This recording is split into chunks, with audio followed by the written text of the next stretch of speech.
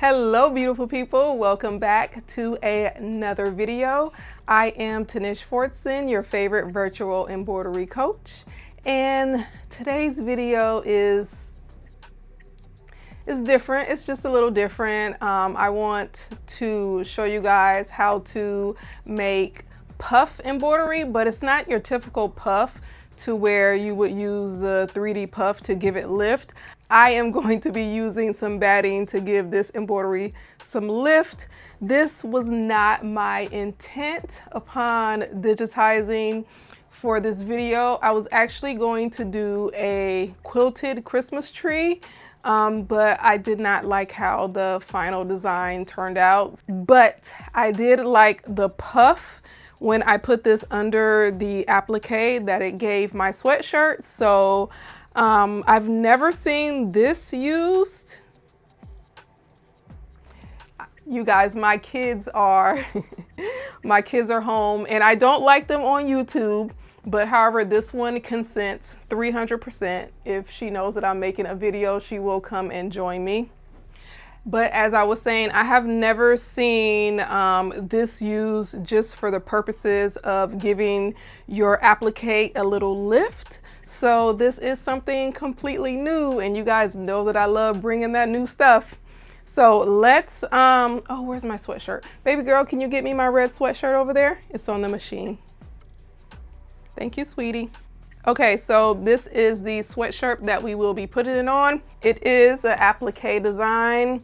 I really want to start to get into fill stitches and how to make fill stitches look good, because fill stitches are among my favorite type of stitches to use. I love like a large embroidered design with a whole bunch of fill stitches. But this is the applique fabric. The Christmas tree is split into 3 different applique sections. We'll use this for the top and bottom, and then we'll use this dark green for the middle. So let's go ahead and get this shirt hooped. This is a Just Hoods red sweatshirt. I am using 3-ounce soft cutaway stabilizer, and then when that final satin stitch goes to embroider, I will be putting a piece of solvy on top of it to help further cover the batting that may stick out a little bit, but I'm going to try my best to cut this very close and not have any of this showing. So let's head over to my hooping station. All right, we are going to be using the 11 by 13 mighty hoop. I do have a 13 by 15. I was going to use that hoop, but I don't know, it may have been overkill. So we'll just stick to this size. But if it's not big enough, trust and believe, I will make another one. And by the way, this shirt is for me, or I might give it away or something like that. It's just really, honestly, for the purposes of this video. Because I create content, I always end up with a lot of just like one-offs. So I typically give them away or wear them myself or donate them to the Goodwill. All right, so this is my mighty hooping station. I love, love, love it. I don't think that I would be without something so essential to embroidery, if I'm just being honest. All right, so I want my bow, let me see. I need to be careful with placement because I'm going to have like an actual bow. I don't know if when I was showing you guys my materials, I held up this green satin, is it satin? No, velvet fabric. We're going to make an actual bow, and I showed the members of my community how to do that on our last live session. So if you guys don't know, I am the creator and owner of Embroidery Mastery. That is my umbrella of things, but one of the things under Embroidery Mastery is the actual community, and it is just a community of embroiderers. We are stitchers. We give advice, we help each other. I go live twice a month. Tips, tricks, resources, everything that you can possibly think of. Everyone in the group is so nice. So it will be linked below if you guys are interested in joining. But this is kind of the cute little tree that I digitized for them. I showed them how to digitize. It literally took me like 1 minute to digitize this. And some of the members digitized it on their own. Some of them changed it a little bit. One of the members made a, what do you call it? She turned it into a in the hoop project. And she made like a little, is it like a keychain? She put it on something, or it could be like a bag tag. That's what I think it was. So cute though. But we will be making a 3D bow like this. So this time I am going to use velvet. So velvet is a little bit more trickier because it's super thick. Okay, so anyhow, the placement is important because, let me see, I want the bow about right here. So I guess I'm gonna hoop this a little higher than I typically would hoop. So I'm gonna pull this down a little bit more. All right, we are good. Let's just put that on. Tug it just a little bit. Oh, it's a little uneven. So let me see. This right here is about 1.5 inches. Let me see. Where's my ruler? I don't know where my little ruler is at, but this is about 2 1/4. And this side is about, I'm just trying to see if it's worth hooping, rehooping, and it's not. So what I can do is scooch my design over about 2 or 3 notches to the, on the machine, it'll be to the right. Yeah. All right, so I will see you guys in the software, and I'm just going to warn you because I pre-recorded the software version. I did a little bit earlier today. I'm all over the place in the software, so I'm just going to do a quick voiceover and give you guys the, I guess, main part of what I'm doing, because this started off as a quilted Christmas tree. So there was like actual quilting, but I'm no longer doing that. So see you in the software. Okay, after pulling up the design, I immediately resize and get it to my desired position. And once I'm done with that, I start tracing the design. I am laying down the nodes. The nodes are the foundation of your embroidery. Once the foundation is laid, as far as the nodes, I remove the artwork and I further adjust my nodes. Next, I add my colors, which will signify the stops that will happen on my machine, because remember, this is applique. And also note that I do not use the applique button. I prefer to make my own applique, just because you have more control over how the pieces are cut for applique.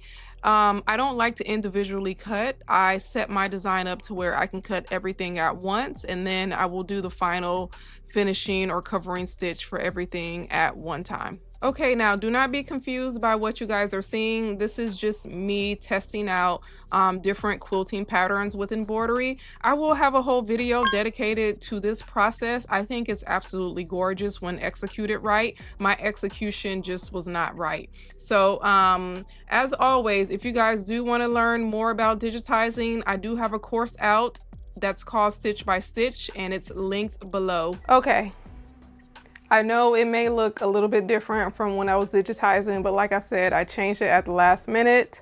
There's just 3 different applique sections, and this is taking 25 minutes and 37 seconds. I'm so sorry if you hear my children. I just made them dinner and they are actually eating upstairs in their playroom, because my husband is out exercising, so I didn't want them downstairs by themselves, because you know, with little kids, you can't hear them, you can't see them, there's no telling what they're up to.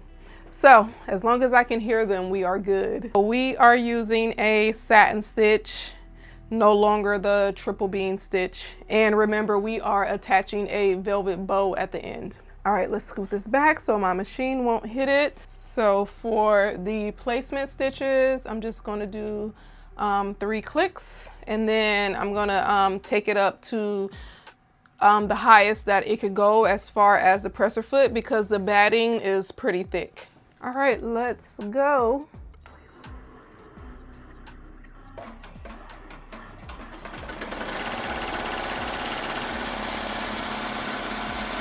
Okay, the first layer is the batting. I am not using heat and bond because I don't want this pushed down. I want the lift that you're gonna get that comes with batting. I don't remember how I digitized this because I changed it so much, but hopefully this will stitch continual since it is just one, it's 3 pieces, but it's the same fabric.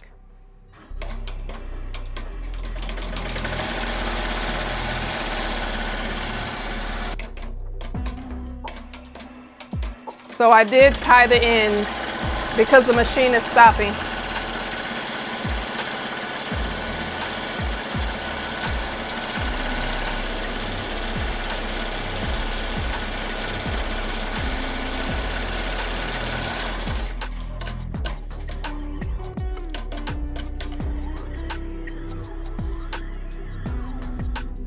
All right, let's cut the batting. All right, so you want a very, very close cut. So I'm gonna do my best to cut very close without cutting the actual garment. But I intentionally made the satin stitch really, really thick. I wanna say I did a 4.5 millimeter satin stitch. I can't quite remember. I accidentally snipped one of the stitches. My scissors keep sticking to the mighty hoop. All right, let's take a little lint brush.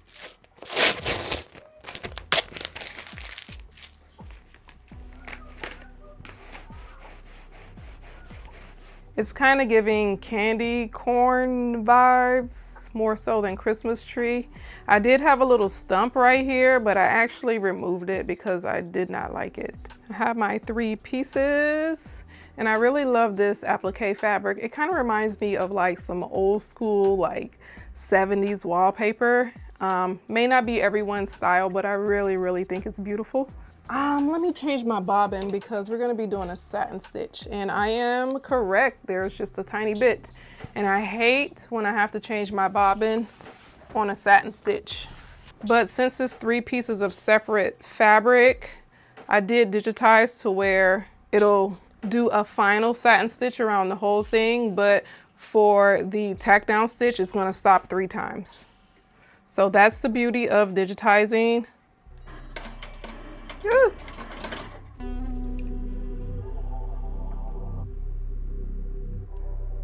All right.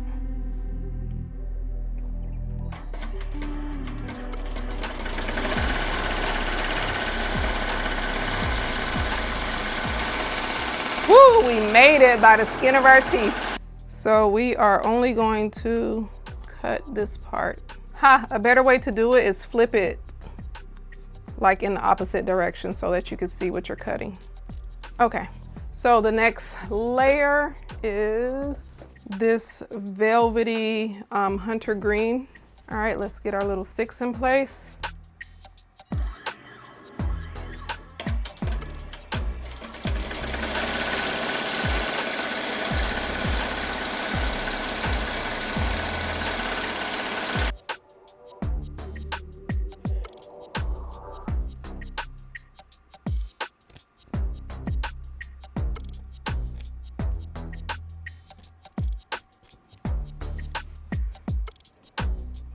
Okay, and now the last layer.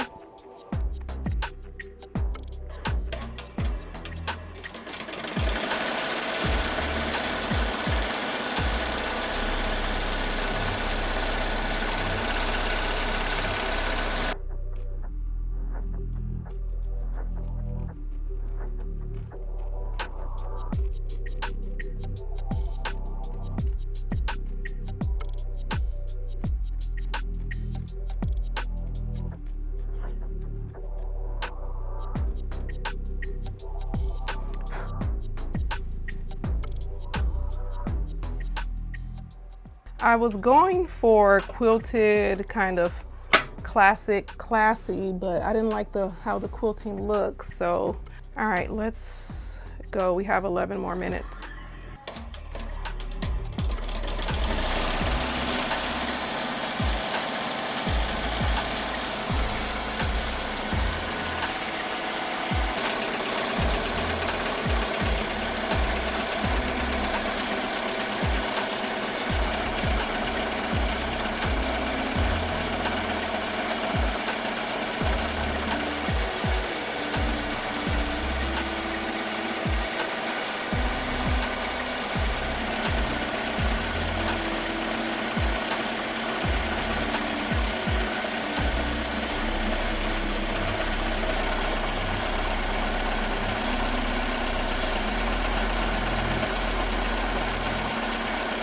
have my ribbon and we are just going to tie a bow.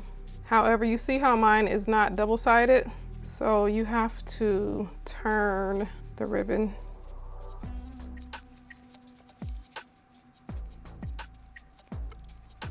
I will shape it up once the bow is on, but you guys cannot see it, but there's 2 placement stitches. They're green, so you can't see them. But the way that I digitize it, I did digitize 2 placement stitches, and then I'm just going to do a tack down stitch. There is no final stitch.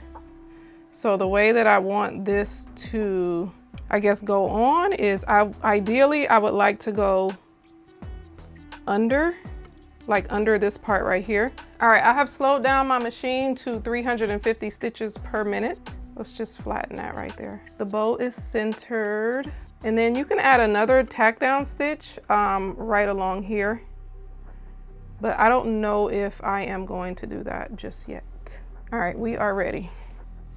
So let's scoot this back on, make sure nothing's caught.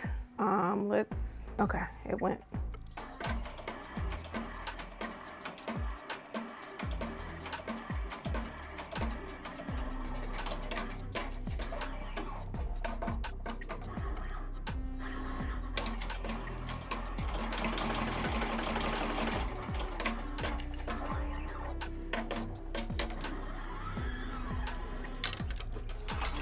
All right, so we have a little bit of shaping to do with the bow. I'm gonna cut it down a little bit smaller. So let's head to the table. Okay, I'm thinking about really quickly after the fact, because I have not moved the design, just adding like a little tack down right here and right here for my bow. And you just need to shape it a little bit.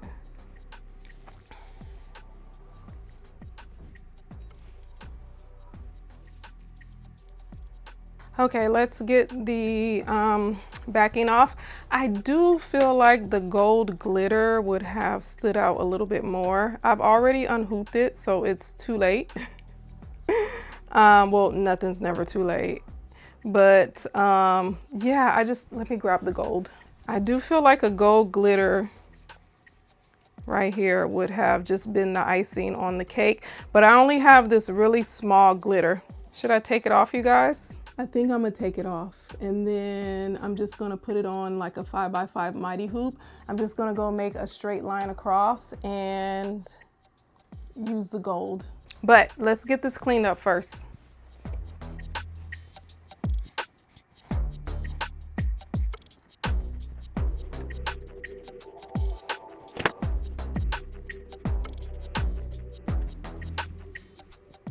I'm gonna take this off anyways. I'm gonna use the gold. So let me grab my gold glitter. Here's the gold.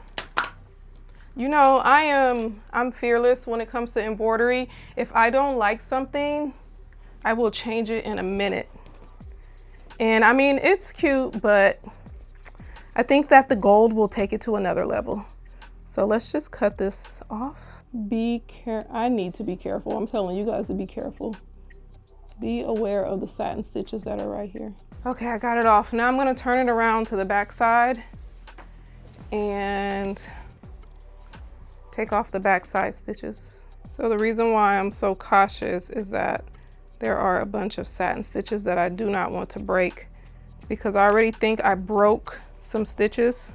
So I'm gonna show you guys how to fix that right now. Okay, so I have some fray check, and right here, ooh, whoa, I don't want too much. I just want a little dab. Now that's gonna stop that from unraveling further. So we are just going to make a bow shape, and then I'm gonna fold it in the middle right here. I'm just gonna take this, wrap it around a few times, cut it, and now I'm going to shape and just make both sides even. So now I'm just gonna take a piece of this for the center. It's a little thick. So what I'm gonna do is cut off a little bit. Now I'm gonna take this and make the center part. I have this like low temperature glue gun that I am going to glue this part right here with. So it'll go just like this. That looks so much better to me. And it will cover this little thread mishap right there. All right, so let me go make the line for this a placement stitch line and a tack down stitch line. The smaller the hoop, the better. This is just a piece of tearaway. All right, it's in, let me see, it's in the right place. So I'm just going to hold right like so. Oh, it needs to be on a gold color, cone number 13. I'm on a different machine because I did not want to change the brackets. Okay, has a placement stitch, so I'm just gonna let that placement stitch run.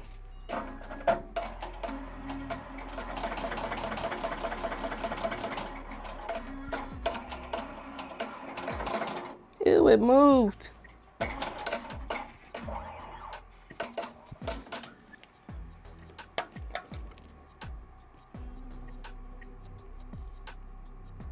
So we got this embroidered by literally the skin of our teeth. I ran into some problems, but I was able to overcome. I absolutely adore this sweatshirt. I will probably make the girls a sweatshirt to match this one. It is absolutely stunning, really beautiful. I love the fabric. I love the lift that I gave it using the batting. This is so cozy, so comfortable. It is oversized. I am wearing a size large, and once again, I did use the brand Just Hoods for this sweatshirt. It's roomy, it covers my bottom. It hides any stomach that you may have, and this is just perfect for the holidays, especially if you're going to be consuming a lot of holiday treats and goodies. If you guys are interested, I do have a digitizing course that teaches digitizing techniques such as the ones that I use to make the sweatshirt. The course is open for enrollment and linked below. If you guys are interested in joining the Embroidery Mastery Community, that will be linked below as well. I hope that you guys enjoyed this video. I had so much fun making this, even though I changed the design so many times, but that is the beauty of knowing how to digitize. If you guys did find this video helpful, do not forget to like and subscribe to my channel. I do post videos every Thursday. I am thinking of adding every other Sunday, which is sort of every other week there'll be a Sunday video. It is a large commitment. I'm not going to 100% commit to it yet, but I am going to try and see how that goes. So thank you guys so much. I appreciate all the love, and I will see you in my next video.